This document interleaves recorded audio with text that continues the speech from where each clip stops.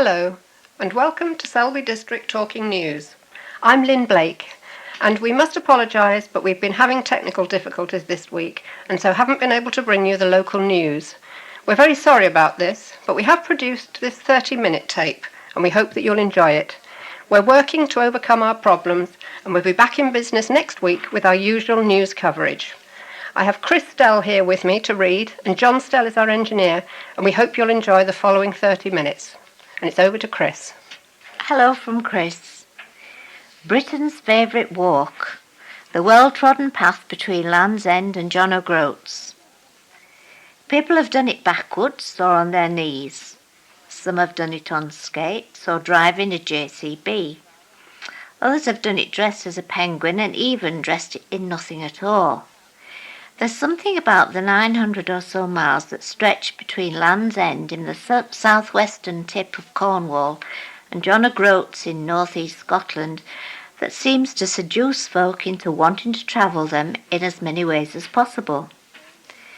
With the same unique British pluck that made grown men dress as bananas and hurl themselves into vats of custard on It's a Knockout, normally sane people have adopted supermarket trolleys, motorcycles, prams, baths, wheelbarrows, and even a garden shed complete with geranium-filled window boxes into transports of delight to help them fulfill their dream of completing the route and maybe raising cash for charity into the bargain. It all began in 1960 when the professionally eccentric Dr. Barbara Moore strode out to promote vegetarianism, in particular a diet of raw vegetables, fruit juice and honey, claiming that with abstinence and the correct diet, humans could live indefinitely. In the same year, Billy, Mr. Holiday Camp Butlin, put out a £1,000 challenge to the nation that inspired 700 people to pull on their own boots too.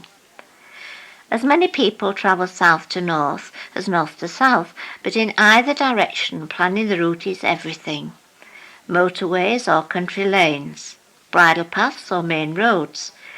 A bicycle trip in 1984 claims the shortest possible distance of 822.3 miles using roads and cycle paths, although many people travel much further. You have to feel sorry for the L-plated learner driver lady from Rotherham who clocked up 936 miles motoring from John O'Groats, only to fail her test when she reached Cornwall. As far as time is concerned, no one is likely to beat the pilot of the Phantom Jet, who did the journey in 46 minutes and 44 seconds in 1988, but somehow that's not the point. Simply finishing what for many is far more of an endurance test than they expect it to be is all that matters.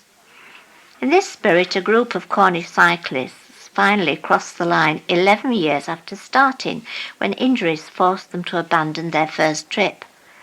But even they, like all the other enders, got the chance of signing the End to Enders book and the opportunity of joining the exclusive Land's End John O'Groats Club.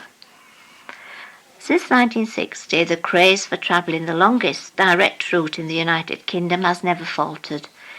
Some of the most high-profile attempts have included Ian Botham, raising almost £1 million for the Leukemia Research Trust in 1985, and the self-styled Naked Rambler, who tried to complete the entire journey dressed only in walking boots and a rucksack in 2003, and again in 2005. He found himself arrested soon after he'd left Land's End, but several arrests and a couple of jail sentences later arrived at the other end a happy man, proclaiming the whole thing a victory for nakedness. In 2005, it was swimming rather than rambling the route which hit the headlines.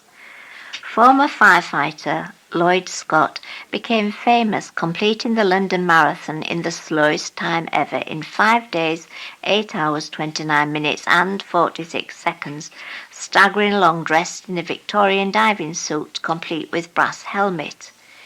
He then became an end-to-ender by swimming the distance against the pull of an elastic rope inside a 10-foot by 6-foot water tank mounted on the back of a lorry travelling at 10 miles an hour. But it's not the headline-grabbing stunts that are the most riveting. The real reason so many people want to become end-to-enders is hidden inside the Land's End Visitors Book. Turning the pages, you read entries such as, "This walk is for my son who is now dead from bone cancer, only 3 months old. I cycled for my daughter who has 2 holes in her heart." And my own particular favourite, "I did this for Mum. I'm sure that Mum is very proud indeed." It was at a relative's funeral that Michael Winspear discovered he was related to a notorious 19th century Yorkshire smuggler and murderer. He was approached by a distant relative. "Did you know we have a smuggler in the family?" she asked him. And so began for this neat, bearded man from Coventry a 6-year journey of discovery in which he researched the life and times of Billy Mead of Staintondale, smuggler, perjurer, fraudster, murderer, and all-round bad lad. Michael, who admits that he was tickled pink to discover there was a smuggler in the family, visited the National Archives at Kew and came to Yorkshire to comb through old newspapers to piece together Billy's life. And then he went on to write a book entitled Mayhem and Murder in Yorkshire, which is a vivid account of the violent lives of smugglers on the Yorkshire coast in the early 1800s. It was no real surprise that a man born a farmer's son in Staintondale in 1788 should have become a smuggler, Michael says, because they were all smugglers then in those parts. After an initial brush with the law in 1817 involving debt, Billy became a shopkeeper in Burniston. But he was a married man with a young daughter, and shopkeeping doesn't seem to have paid as well as he hoped. So he turned informer for the Customs and Excise, and that's when his real troubles began. Michael writes, "There was a smuggling trail from Staintondale through Pickering, Helmsley, and on to the Black Bull in Thirsk. The Customs Commissioners offered a reward of up to £500 for information leading to the arrest of men and ships. Now, £500 was a huge amount in those days, and Billy just couldn't resist. On the night of August the 20th, 1820, he and his younger brother Robert, together with other men, lay in wait on the salt pans, a line of broken cliffs at the foot of broken rocks at the foot of cliffs near Claughton Wyke, and watched as notorious local wool merchant and smugglers' leader James Law unloaded a boat in the surf. Customs officers arrived too late to arrest the smugglers, but Billy testified that Law had been on the beach. Law was put on a train to London, but paid £5,000 to bribe witnesses to say he'd been nowhere near the beach that night. The case was thrown out, and Billy found himself charged with perjury. Released on bail, he returned to North Yorkshire, but Law was out for revenge, and the only help Billy could get from the Whitby Customs was a pair of pistols. On February the 13th, 1823, Law and some of his accomplices approached Billy's house in Burniston. Michael unearthed an account of what happened next, which was published in the Yorkshire Gazette on February the 22nd, 1823. The report read, "The road that Law and his companions travelled went immediately past Mead's house, and when they arrived opposite his house, they stopped, and Watson, one of the Law's companions, began to sing a libelous song about Mead and his perjury. All of a sudden, the glass of the window was broken, apparently from within. A pistol was discharged, which lodged its contents in Mr. Law's back, in the left shoulder blade. It was to prove a fatal injury, and Law died a few days later, and Billy was arrested and charged with murder. He managed to get the charge reduced to manslaughter, however. As Michael says, everybody lied in their statements, and Billy ended up serving only 2 years in jail. But that wasn't the end of his colourful story. He was involved in dodgy dealings over an inheritance, and then in 1830 was arrested in the Waggon and Horses near Warmgate Bar in York and charged with rustling. He'd been seen driving 2 oxen that may not have belonged to him from the Salters Gate Inn on the North York moors in the direction of the Hole of Horcombe. Stealing oxen was clearly a far more serious crime than killing a man, and Billy was sentenced to death, a sentence later commuted to transportation. In April 1831, he set sail on a transport ship bound for Australia and arrived in Botany Bay on August the 2nd. But it was to be no new beginning for Billy Meade in the New World. He died 4 months later on November the 27th. We don't know why, but that doesn't stop Michael from speculating. Did he die due to the treatment he received? Was he ill when he arrived in the country? Was he killed trying to escape? Was he killed by an insect or a snake bite? Was he killed by the Aborigines, who, it's recorded, attacked settlers and prisoners alike? We will probably never know. In the heart of the Yorkshire Dales, an 80-year-old is still hard at work. Prince Charles is standing in a small shop in the Yorkshire Dales, admiring clothes knitted by hand from local wool. He turns to one of the women who makes them and asks how long it takes to create a jacket. When Ella Stubbs replies that it takes about a week and that she does a lot of it while watching television, he can hardly believe that something so exquisite can be made so casually. The jacket, with its natural creamy colour of Swaledale wool, 2 cables down the front and sculptured edges, is, in Ella's view, simple to make.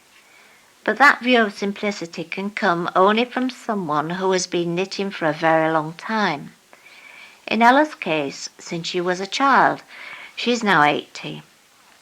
Being an outworker like this isn't well paid if the time involved is taken into account, but being part of a larger project with which Ella feels a strong connection is more important. The shop, called Swaledale Woolens, is tucked away in the beautiful tiny village of Muka. When the business celebrated its 30th birthday in December 2004, the Prince of Wales accepted an invitation to visit. I had a wonderful time because I met the Prince and we also had an exhibition in the village hall, says Ella. We were invited to the nearby school at Gunnerside to show the children how to knit, and I felt very privileged to be asked back because that's where I spent my school days. This work suits me because I'm not one of those who can sit down and do nothing. I used to knit for myself, but I've got so many jumpers now that when they were finished I didn't want them. Ella's home is in the remote village of Langsthwaite, 9 miles from the shop in Muka, but wool is delivered to her door and knitwork collected. They ask what I want to knit. I do about 4 things, usually the same patterns, including socks, she says. I have to do different sizes, but I only look at the pattern to check how many stitches I need. I must have knitted hundreds, but I have only ever had one returned, and that was when I forgot to put in one of the cables. She laughs as she makes the confession at the table in the simple cottage, which has been her home for nearly 50 years. Shared with her husband Jake until he died 6 years ago.